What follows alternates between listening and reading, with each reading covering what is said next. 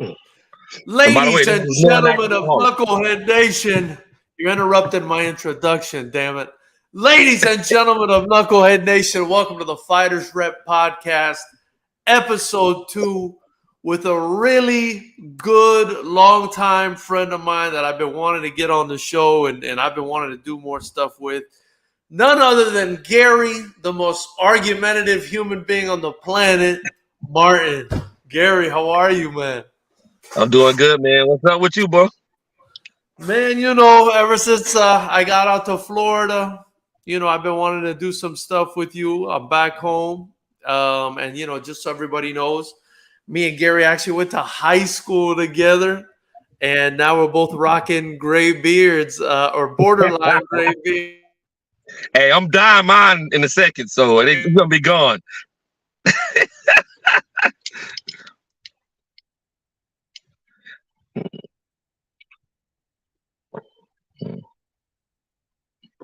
You there? I guess you froze. I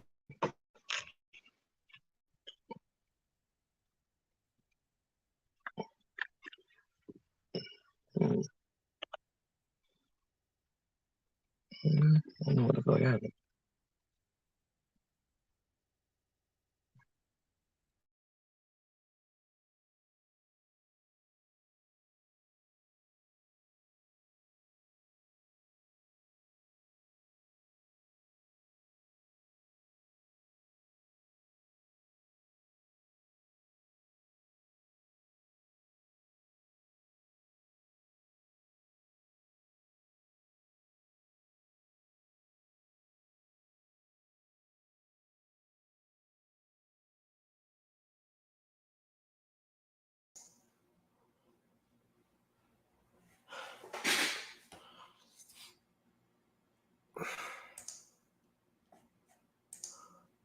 Gary, you there?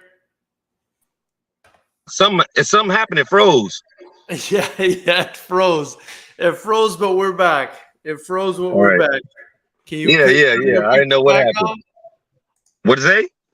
I'll say, can you turn your picture back on? But I see you Yeah. now. Apologies, Yeah. ladies and gentlemen, for the technical difficulties. But like I was saying, now we've got gray beards. It almost feels like a lifetime ago. But even though we've grown old and we're getting on in age, we've always been fight fans. You've always been a big time boxing fan, just like me. I know you love this stuff, and I thought that this fight was the best fight to get you on and for us to start doing Yeah. something, man, because this is the big one, man. This one is for all the marbles. This one is huge for boxing. It's huge just for the fight culture. I mean, it's crazy that these guys are even fighting each other. So, before we get into it, I just want to know, did you see the weigh-in? Did you see the press conference? If so, what do you think about the fight so far? I mean, personality-wise, I think both of them are kind of similar.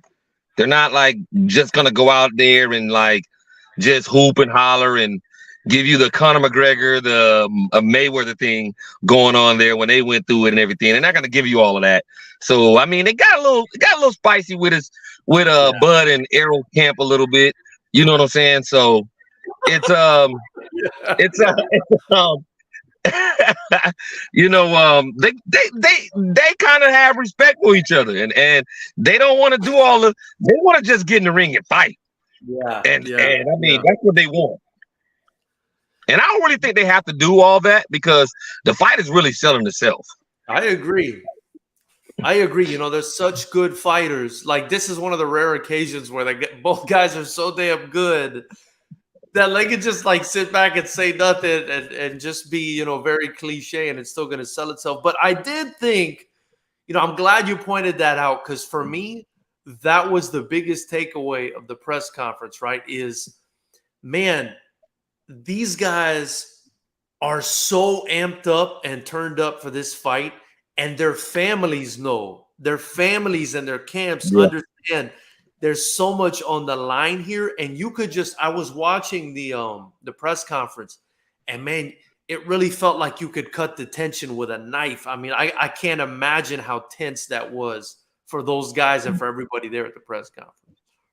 I think they're just ready to get at it. I think they're tired of talking. I don't really even think they enjoy doing any of this. Any of this talking, all of this. I don't like just looking at them. I don't really think they enjoy doing these press conferences because they got to be somebody they ain't. You know what I mean? So I think they just want to get in the ring and really go at it. I know, and like I don't know Errol Spence, but I know somebody in his family, and they're all laid back. From what I get from the person in his family, they're laid back people. I don't, and then Bud even says, Bud's problem been for a while with Top Rank that he didn't promote himself. So we already know Bud's like that. So it's like I don't really think they care about any of this. Like even the face off, Errol Spence turned around quick. And everybody's like, oh, he turned first. And Errol's like, I'm not going to sit here and look at another man for like, 2 minutes. For some people, that's like a loss for some people, but I feel like for a guy like Errol Spence, it's like, really, like you got to believe him. Like, what am I going to sit here and stare at a guy for 10 minutes? Hey, he's going to kiss him or something, man? Come on, man. I'm ready for it, man. I'm ready. I think I'm more hyped than they are. I'm sitting there, but they said that, on Mike Tyson podcast. I think Errol Spence. I watched it. Yeah. I think he said I think the fans are more at it. I know. Yeah, they're both so laid back. It almost like. How they always say it's the quietest guy in the room that you got to worry about, like the dog that barks a lot doesn't really have a big bite, and I think both of these guys kind of epitomize that. Yeah. I think. Go ahead. Well, yeah. I mean, it's kind of like you said, like you're not gonna hear the hooting and the hollering, and these guys don't really they don't really talk like that, but when they get out there, they're the best at what they do. I mean, for me right now, these two are the best guys in the world in boxing, pound for pound.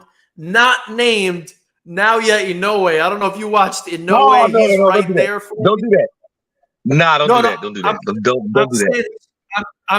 I'm saying for me, he's right there with these guys because I don't know if you saw that performance on. I think the fight. Man, he looked really good to me, but. This fight obviously is a lot more high stakes. Like these are the two best, in my opinion, welterweights. But I think for me at least, I definitely have to have Inoue in the pound for pound talk as well. But these, he's in there. He's in there. Yeah, but he's in there. But this is the biggest fight. This is the biggest fight, in my opinion. This is the biggest fight. He's in there, but I got a problem with some people jumping him to 1 just because he beats, Cool Boy Steph. Like, how does he jump to 1 because he beat Cool Boy Steph? Well, I mean, when you look, it is his 4th division now that he's. I get it, but when you look at the people who he's taking those belts from or he's beaten, they haven't been in the top 10 or pound for pound or anything like that. I mean, these guys have fought in Sean Porter. You know what I mean? Sean Porter, they fought in Ugas had only like 2 losses and he was the champ. Kell Brook was he lost to Triple G, but that was like he went up way too high in weight for me on that fight. You know what I'm saying? But before that, he was under, and he beat Sean Porter. You know what I mean? Yeah. He beat Sean Porter. He's a very good boxer. Yeah, I thought Kell Brook was the goods. I think he has the goods. Oh no, I think he has the goods. He's fast, smart, powerful. He's good. But I just can't put him to number 1. Yeah, no, I hear you. I mean, for me, Inoue, as far as the eye test goes, I don't know, he just looked crazy to me. I would have to think about it. It's recency bias, so that's why I'm not saying anything until I see Saturday night what happens. But man, he looked crazy to me. He looked like he looked like a.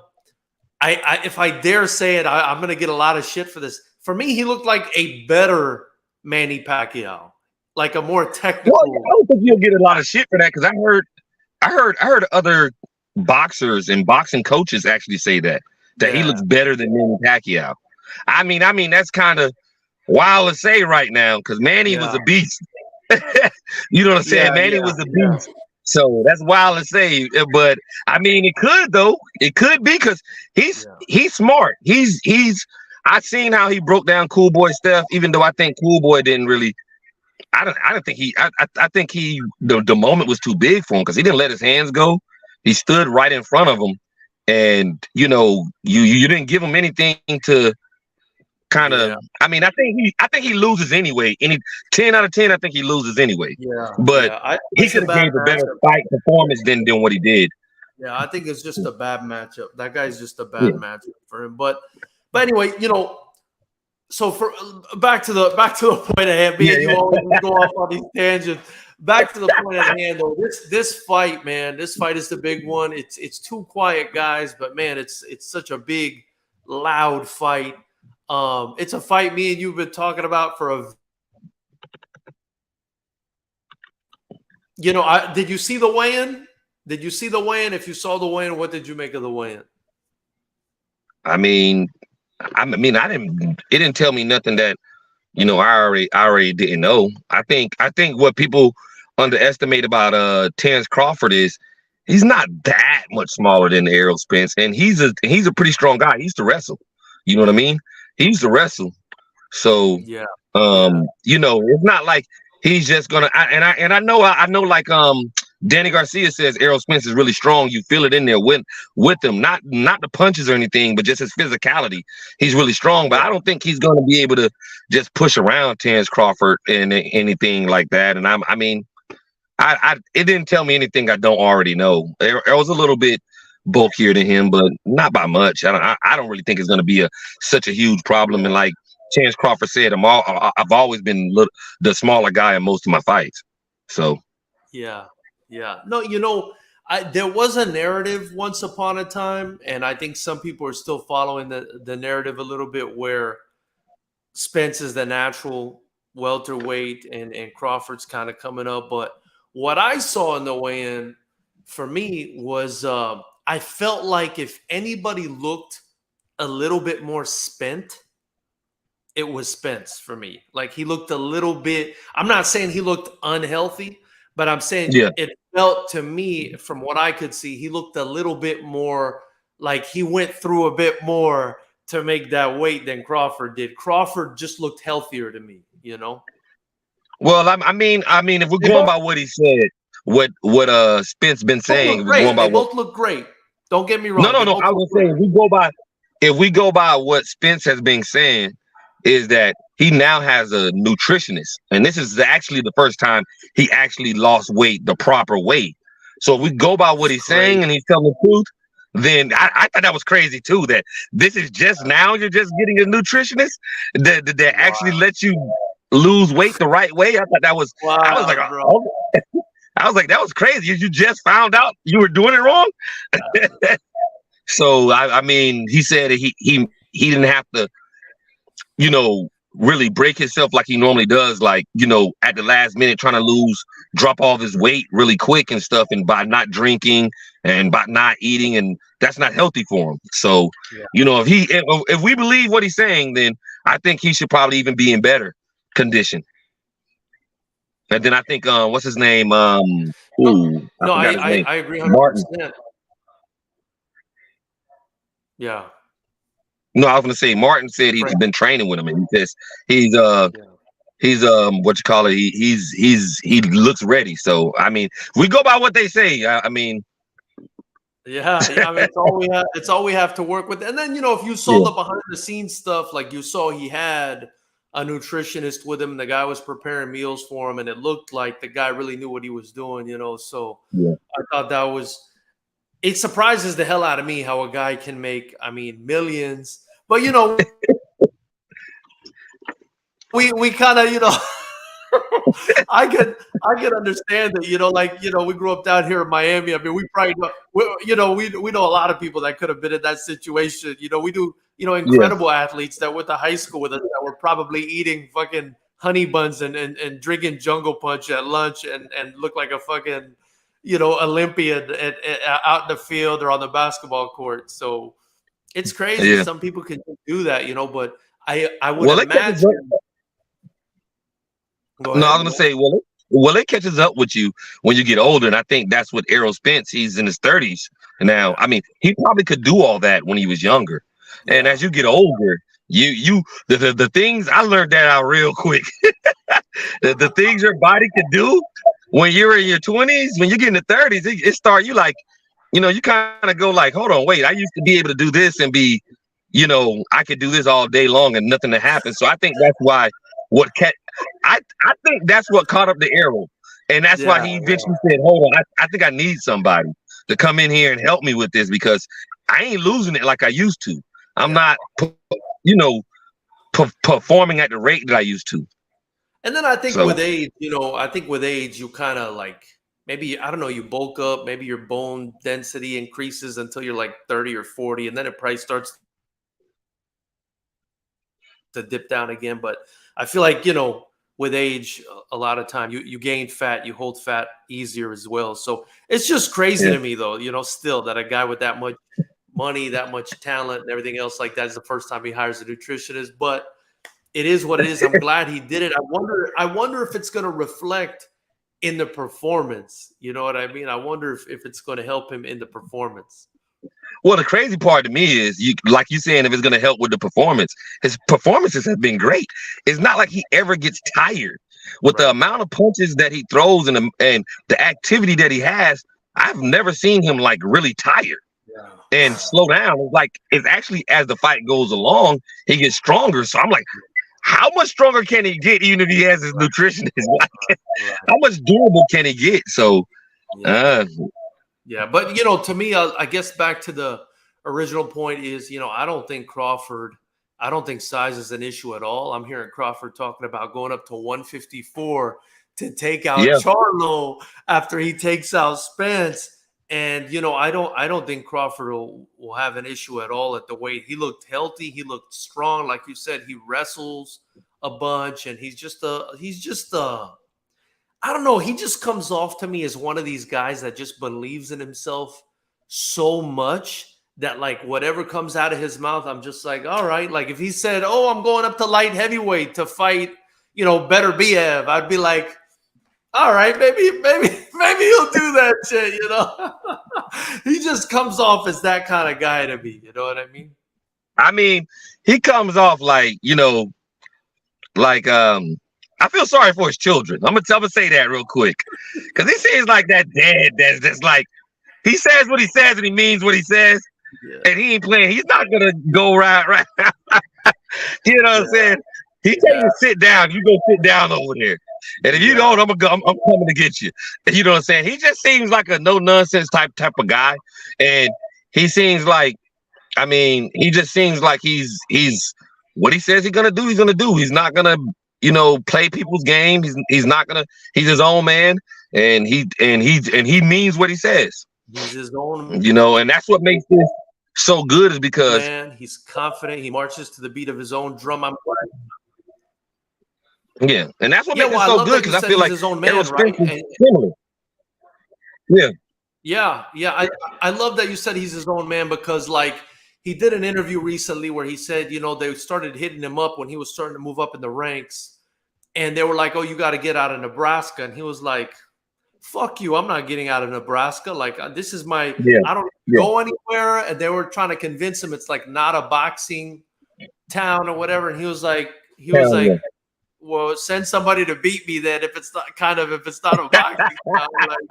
You know what I mean? So he's just amazing. And I'll say this. I remember watching his breakout fight. At least for me, it was his breakout fight. They put him in there. I forgot the guy's name.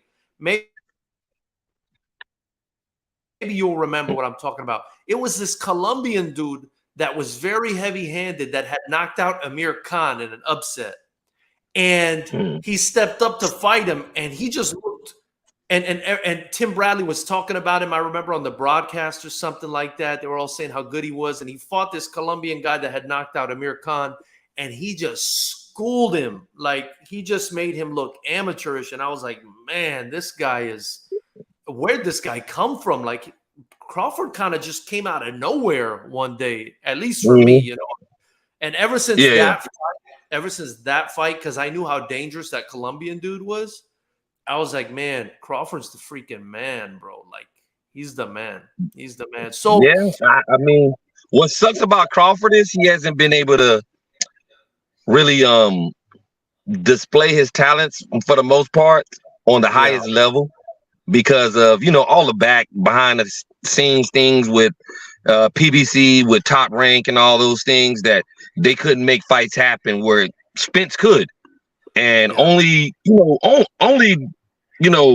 really big guy that he could really get where he can kind of display his talents with Sean Porter, because I don't really think like or maybe Gamboa when he was more in his prime.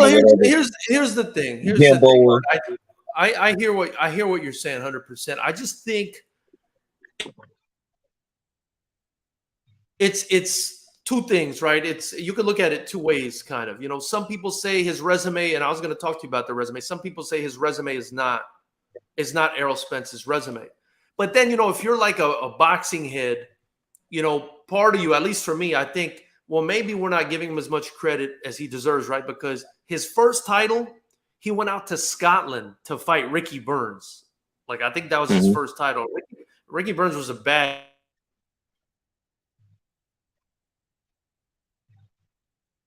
Saying he was as good as a Josh Taylor, but he was good. And then I remember, like, he beat Gamboa, and he got off the deck to beat Gamboa. And Gamboa was like Mini Tyson at the time. They're all calling him Mini Tyson. Yeah. And then Indongo, I don't know if you remember Indongo, like everybody was talking about he hit him with the body shot. Big deal. He hit him with the body shot. He hit him with a body shot like this. Yeah. Beating these guys he's beating guys with ease that are ranked. Like even the Armenian guy he beat, Avatisian. Like that guy, nobody does that guy like that. Like nobody's done that guy like that from what I've seen. And he just did him dirty when they fought. Yeah. So even Kell Brook, man, like let's be honest, he took Kell Brook out in like the second round or something. It was like not even. I think it was like the fourth.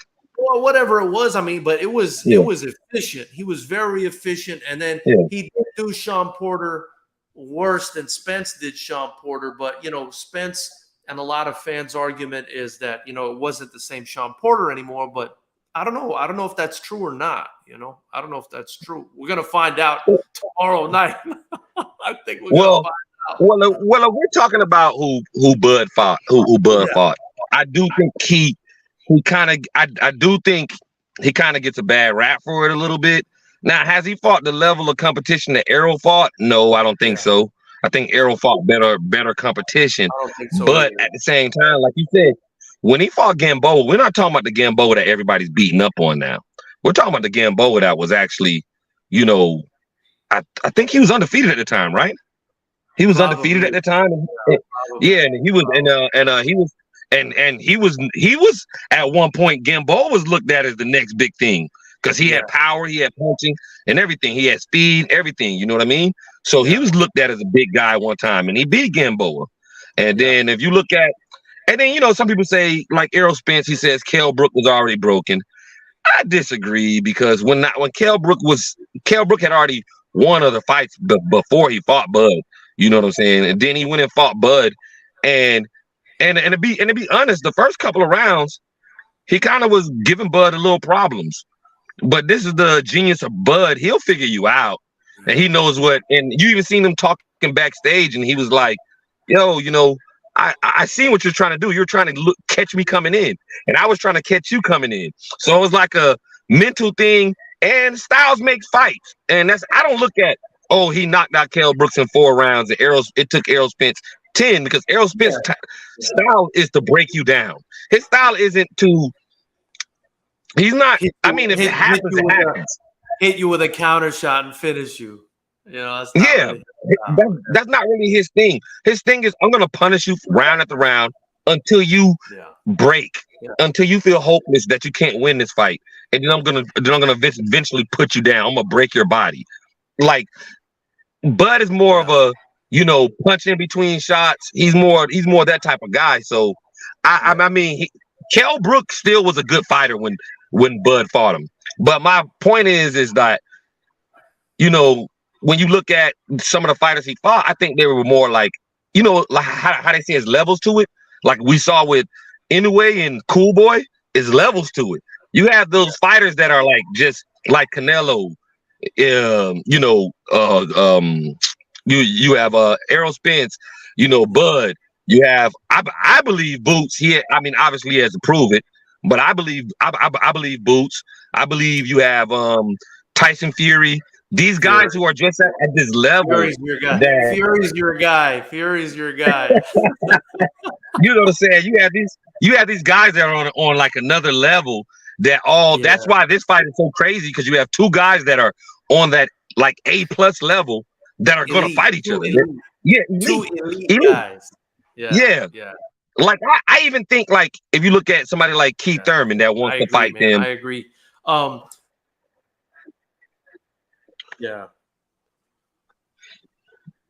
Like I don't think Keith is. Yeah, I don't think Keith is. I don't think Keith can be either one of them.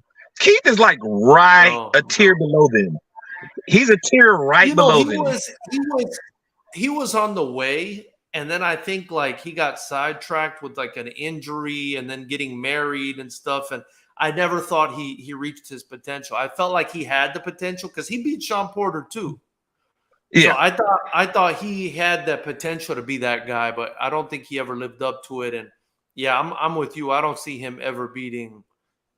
I mean, he lost to Pacquiao. I don't think Pacquiao would ever beat Spence or I think Pacquiao gets punished by Spence and Bud if he ever fought. I don't think that's as much as I like Pacquiao. I don't think he beats these guys. These are at real this stage of his career. Yeah. So before we move on, guys, if you haven't already, be sure to subscribe to the channel, join the channel to help us build. Follow us on Instagram at FightersRep. Follow Gary at Ignorant Behavior at the bottom. Ignorant Behavior at the bottom of the screen. You can see it there. You can follow him on Instagram. And remember, FightersRep 19. Gary, it's our best card ever. It's going down September 9th. If you can't make it to the Commerce Casino, you can watch live by joining our channel. It's just $9.99 a month. Cancel anytime. So, Gary, let's move on, man, to this actual fight. Who do you win? Who do you think wins this fight? What do you think happens in this fight? It's unpack it for me. What are your thoughts on this fight? Man, I need to ask this. See, I've been wrestling with this back and forward. Like, cause I like both guys. I'm a fan of both guys. I've been a fan of both guys, like, early. I mean, I just think, like me and you talked before. I just think if it goes to the scorecards, I just see Errol winning, just because of the activity that he puts on, the pressure, and I don't think Bud is going to be able to keep up with that activity. He'll land some good shots. He'll land some solid shots, unless he puts Errol down one time. If he puts Errol down and then he gets around like a 10-8, which I mean, I think it's gonna be tough to put Errol down. I think he has a hell of a chin. So unless he puts him down, if they go to the scorecards, I got Errol winning going to the scorecards. I think Bud has to score like a knockdown or a knockout to win the fight. Like, I don't necessarily think Errol has to knock him down or knock him out to win. I think Errol can beat him on the scorecards. I don't really think Bud can beat him on the scorecards, but I think Bud, because Errol does throws a lot of shots, Bud has the opportunity to kind of sneak in a counter while he's punching. Because, I mean, he got caught with some good shots by Sean Porter. And Sean Porter is not known to be a big puncher. And Ugas hurt, right? Ugas, I don't really think Ugas. A lot of people say Ugas hurt him when he knocked him into the ropes. I don't really think. I think he got caught. He's even mentioned this. He said he had a bridge in his mouth with the teeth, and he thought Ugas knocked out his teeth. Yeah, I And remember he said that. and if you really look at the replay, he did what he said he did. He said he did like this to check to see if his teeth was still in. That's why he looked back. He thought when he knocked out the mouthpiece, he knocked out his teeth too. And he was like, that was gonna be embarrassing. If I didn't have no front teeth, you know what I mean? It's a rough sport, man. What a rough sport. And he was like, if I didn't have no front teeth, that was gonna be embarrassing. So I think he was more like, because when he got hit, he hit the ropes, and it's not like his legs were wobbly after that. It's not like he was like, you could tell like he was trying to hug a bunch, trying to do all that. No, he went back to fighting a little bit after that, and the bell rung, and he came back out and he went to fighting. If he was really got wrong, I mean, he got caught with a good shot to knock his mouthpiece out. But Ugas doesn't really have power like that. But also, I think fighters sometimes also like know once they start fighting, like, oh, this guy can't hurt me. So they give up. They do more reckless things because they don't believe that guy can hurt them. And when they fight a better fighter, I think he knows like, hey, this guy can hurt me or whatever. And so he's going to be a little bit more cautious. He's still going to be Errol Spence, but not like Errol Spence going against Sean Porter, who doesn't really knock out anybody like that, or Ugas, who doesn't really knock out people like that. You're more like you're more willing to engage with him, kind of like Boots with Villa. Boots with Villa, his dad is like, what are you doing? Stay out and box him from the outside. You're killing him doing that. He's like, nah, I'll go inside. I can see right now he can't do anything to me. So I mean, that is the way I see it. I see if Terrence win, I see him stopping Errol Spence later if it's going to be a Terrence Crawford win. If it's going to be a Spence, I say he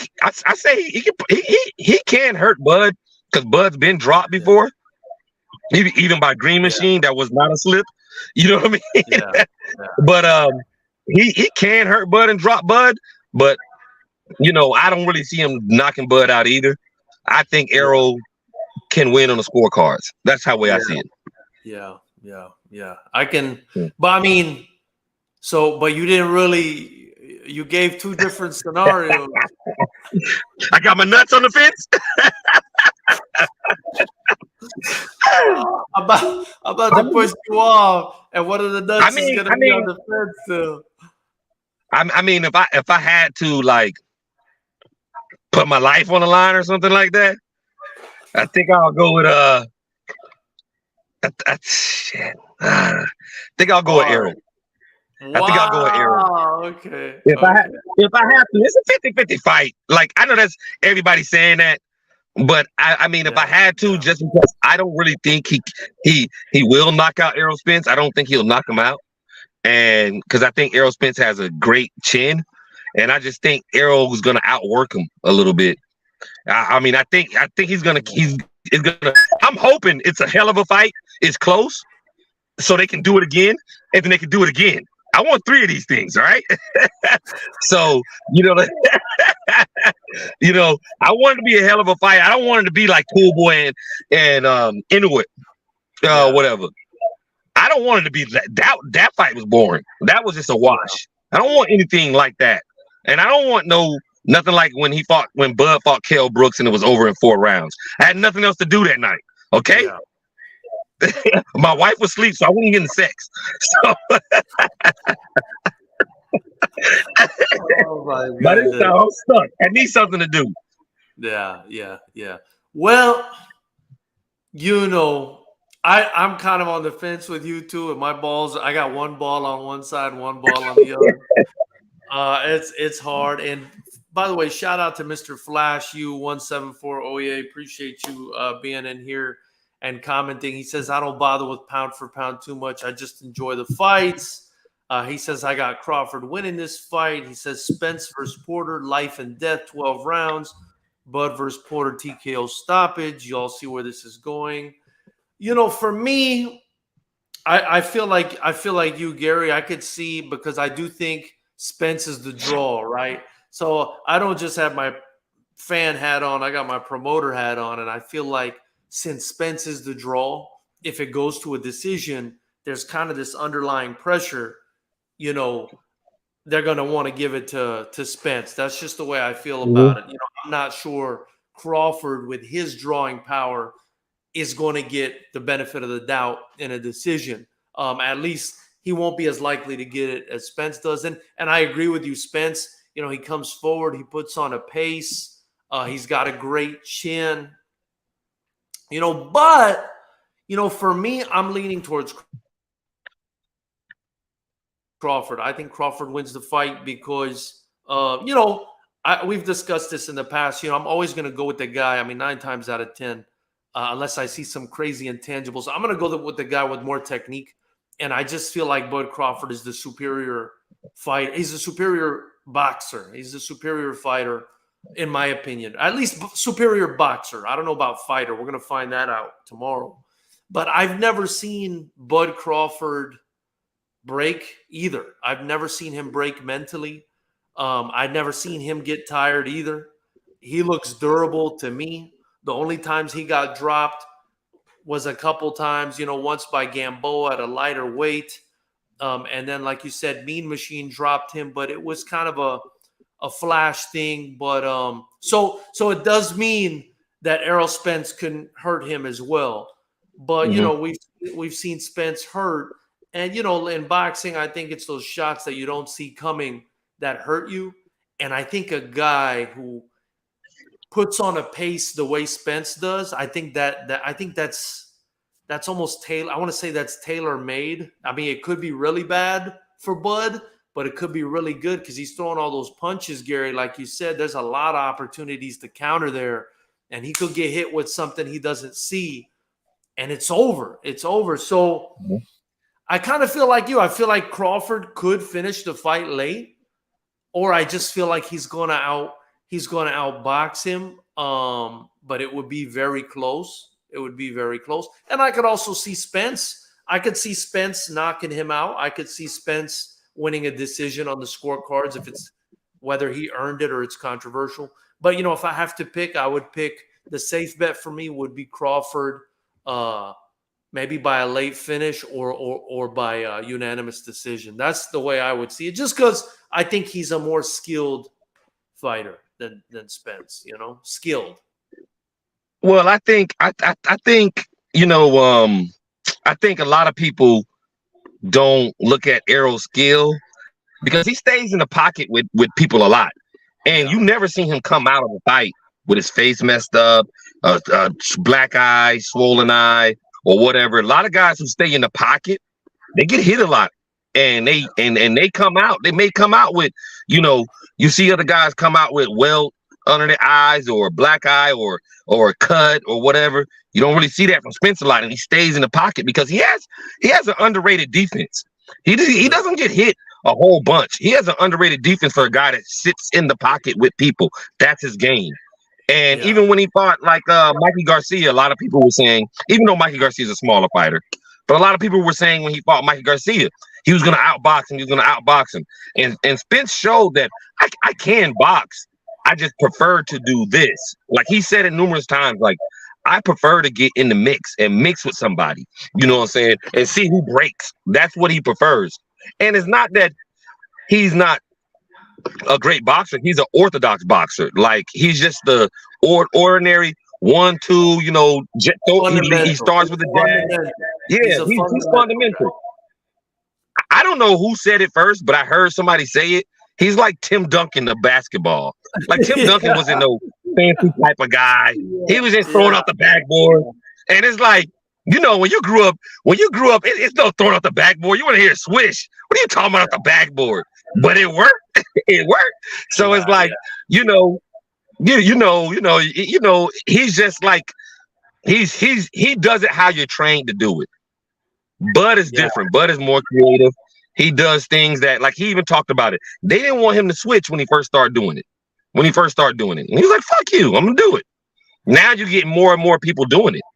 Now you're getting more people doing it. But Gary, he's a special talent, though, man. Like his boxing skills are crazy, man. I mean, you can't do the stuff he does if you haven't perfected the basics, right? I mean, you got to hit the basics first before you can get crazy like that, right? I mean, he's switching both sides. I mean, that's not, you know. Yeah. I mean, he spoke on that. He said, I think he heard he had Like hurt his I um go ahead. yeah, he spoke on that. I think that came from, I think he said he hurt his right hand, so he had to switch it up.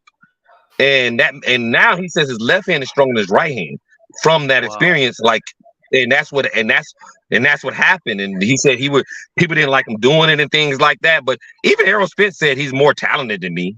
You know what I'm saying? He's more talented than me. He's an athlete. He's an athlete. Yeah. And the thing is that he learned the basics, but he doesn't fight. He doesn't throw a punch the way you're taught to throw punches all the time. He throws them from awkward angles, and he does different things that other people can't do. Kind of like, I'll say, like Dion. Dion knew the cornerback position. He knew he had technique and everything. But Dion could do some things that other people couldn't do that wasn't taught. You know what I mean? Like, this isn't taught that you do this, but he could do it because he just is this special player or whatever. And that's what Terrence Crawford is. He can do some things that other people can't. And the thing is that I think the difference between the fighters that Errol Spence has fought before in the past than what Terrence Crawford is, Terrence Crawford throws punches while you're throwing punches. Those other fighters, like for instance, when he fought Danny Garcia will wait for Errol to finish his combination, then go back at him. He wasn't trying to throw while Errol was throwing. And I think a lot of fighters get in trouble with Errol with that. They get in trouble with that because you're sitting there taking his punishment from him. And then when you get ready to throw, he's already ready in his defensive posture to block whatever you're throwing. You have to catch him while he's throwing. And he touches you. He even said it. He touches you sometimes. He's not even trying to really hit you hard. He's just trying to keep you busy and keep you, knowing that he's there. He's touching you. He's not even throwing them hard at every single shot. He's not loading up on. He just wants you to know he's trying to keep you from throwing shots. You know what I mean? And so once you do that, you're fucked. But I don't think Terrence Crawford is going to do that. Terrence Crawford, he downloads information and he's going to wait for that moment to where, okay, he's throwing this punch. I'm gonna throw this. That's how he got Kell Brook out of there. Kell Brook was throwing a punch. He slipped in the punch. Yeah. Even he got what's his name? Benavidez out of there like that. Benavidez was throwing a punch, caught him, boom, dropped him. He hit him with an uppercut. I think it was. I think he hit him with an uppercut. Yeah, it was like I think it was like a shovel. I don't know. It was like a weird. It was like a uppercut hook kind of thing. He hit him. I think it was like an uppercut though. I think it was an uppercut kind of. Yeah, he finds a way, man. He finds a way. I don't know, man. It's hard for me to go against him. He's just really intelligent too. But I mean, this is just. It could be a situation where Errol is just too durable, or it could be a situation where maybe this is where his chin cracks. I mean, I think the chins are going to have a lot to do with it. Another thing, I don't know if you considered this, and let me know if this kind of, makes you feel a certain way about your prediction. Apparently, like Spence has been, on a layoff for like 15 to 18 months, I've heard. Versus Crawford, he's kind of coming off of a fight like 7 months ago or something like that. So Crawford is definitely more active. And then you also have to consider the car accidents that this guy's gotten into too. What kind of damage has that done to him? He's also fought, I think significantly larger opponents that have caused more damage, especially with his style. His style is kind of like a very tough style. He kind of wears you down, and I think he takes damage in that process too. Do you think, the car crashes, the fights he's been in, the layoff, that for me, that seems to favor Crawford. Do you think that'll come into play in this fight? I mean, I haven't seen it slow him down in his other fights. I mean, I know he has a layoff, but he had a layoff. He had two big layoffs before with the eye thing in the car crash. He had big layoffs, and he came back like it was. I mean, he. Well, looks like we lost Gary for a second. Let's give him a second to come back here. And while we do that, knuckleheads, I just want to let you guys know Again, Fighters Rep 19, it's coming September 9th, live from the Commerce Casino.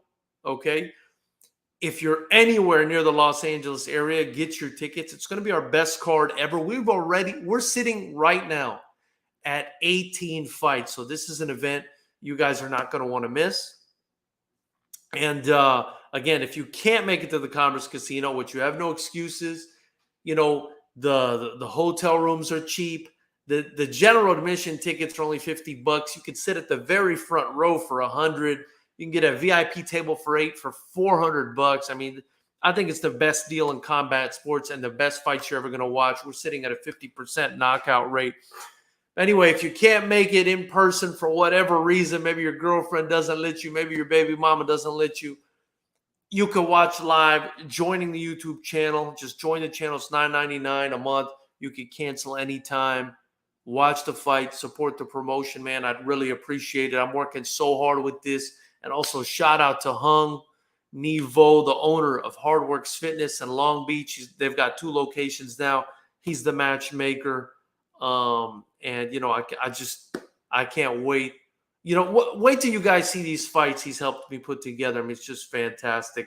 We got Brian in the chat here. He says thoughts on Christian Zoller. He's fighting Joseph Parker for a 172-pound super middleweight title at Fighters Rep 19 on September 9th. It's going to be a fantastic fight.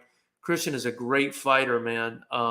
He's kind of been raised in the Lions Den for the most part as far as his fighting career. You know, he went from a guy, you know, just starting out in the amateur ranks, wearing headgear and shin guards with us, to, you know, then fighting with no headgear and shin guards and winning, to, you know, getting into 2 spectacular fights with David Rivera, capturing a title in the first one. And what was one of the most incredible, you know, knockouts that I've ever seen. I mean, David Rivera was basically winning that fight. Zoller was on the way out. But, you know, somehow he bounced off the ropes and landed the knockout in that fight. It was incredible. But, you know, Knuckles, I don't know. It looks like maybe Gary's phone died or whatever it is. Doesn't look like we're going to be able to get him back. I don't know where he's at. That being said, you did hear his thoughts. We are going to keep having him on the show. He's a lot of fun, a great friend of the show and a great person, very knowledgeable about boxing, loves the sport very much. You know, I do as well. And we're going to keep talking about Fighters Rep. We're going to keep talking about the big fights. And so I ask that you guys subscribe, join the channel. It's going to be a lot of fun. I love interacting with you guys. And you guys, you know, have a great night. I'm going to let you guys go. Brian's asking, though, before we leave, what's a fighter on the September card we should be looking out for? Listen, all of them. We've got 6 title fights on this card. Every fighter on this card is supremely talented. And I say that with the utmost conviction. This is the best card we've ever had. And these are the best young strikers on the planet. So you'll see a lot of posters and everything else on our Instagram. Give us a follow. You'll see what we're talking about. And, you know, we're going to get that going. So we will see you guys soon. It looks like Gary just came back. Gary, sorry about that. A little technical difficulty. It's all good, man. It's all good. I was actually closing out the show. I figured your phone had died and I had lost you or something. But, you know, I was letting everybody know you're going to keep coming back. We're going to keep doing this. Hopefully, you know, maybe once a week, maybe once every couple of weeks or whatever it is, whenever you're available. That was a lot of fun, man. And I look forward to tomorrow, man. Maybe we do like a little reaction video tomorrow after the fight. You know what I mean? Or tomorrow I may be a little bit more ignorant now. I may be a little bit more ignorant. Well, you know, we love that. But anyway, man, appreciate your time, Gary. Thank you to everybody. Ain't no problem, man. And guys, be sure to subscribe and follow the channel, man. Appreciate you guys. Thank you, Gary. Appreciate you, man. No problem, man. Appreciate you.